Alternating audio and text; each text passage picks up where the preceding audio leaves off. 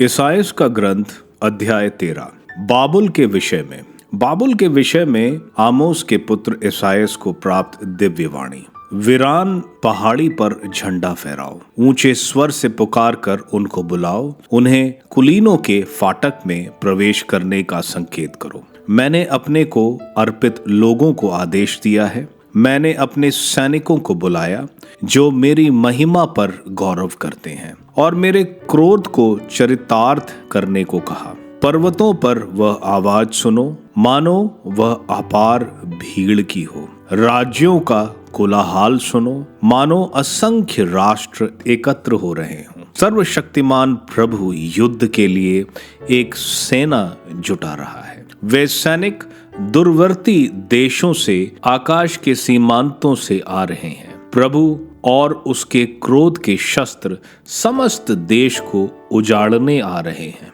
विलाप करो, प्रभु का दिन निकट है। वह सर्वशक्तिमान की ओर से संहार की तरह आएगा। सबके हाथ ढीले पड़ जाएंगे, हर एक का साहस टूट रहा है। उन पर आतंक छा गया, वे प्रसूता की तरह छटपटाते रहे हैं।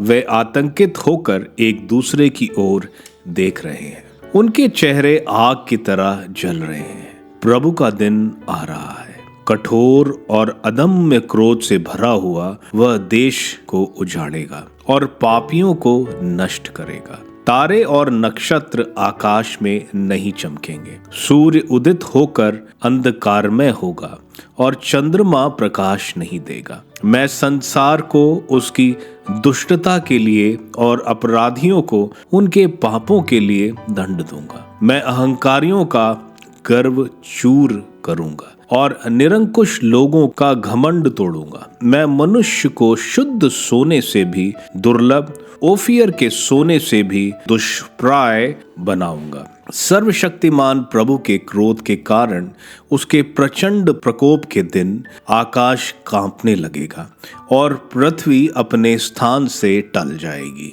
तब हर व्यक्ति शिकारी से भागती हिरणी की तरह, उन भेड़ों की तरह जिन्हें कोई एकत्र नहीं करता, अपनी जाति वालों की शरण लेगा। प्रत्येक अपने अपने देश भाग जाएंगे। जो भी नगर में मिलेगा वह भाले से भेंधा जाएगा, जो भी पकड़ा जाएगा वह तलवार के घाट उतारा जाएगा। उनकी आंखों के सामने ही उनके बच्चों को टुकड़े टुकड़े कर दिया जाएगा। उनके घर लूटे जाएंगे और उनकी पत्नियों के साथ बलात्कार किया जाएगा। मैं मीदियों को उनके विरुद्ध भिड़ाऊंगा, जो चांदी से सुरुचि नहीं रखते और सोने की कामना नहीं करते। उनके धनुष युवकों को मार गिराएंगे, नवजात शिशुओं पर दया नहीं करेंगे और बच्चे पर तरस नहीं खाएंगे। बाबुल राज्यों का शिरोमणि, चल्देदियों की गरिमा और गौरव सदोम और गोमरा की तरह ईश्वर द्वारा नष्ट किया जाएगा।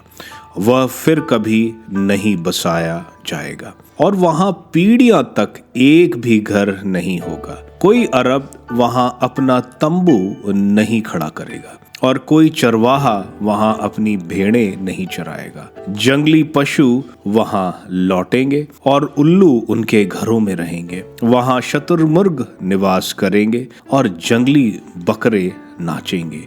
उनके किलों में लकड़बग्गे और उनके महलों में गीदड़ चिल्लाएंगे। बाबुल की घड़ी आ गई है, उसके दिन अब बहुत नहीं।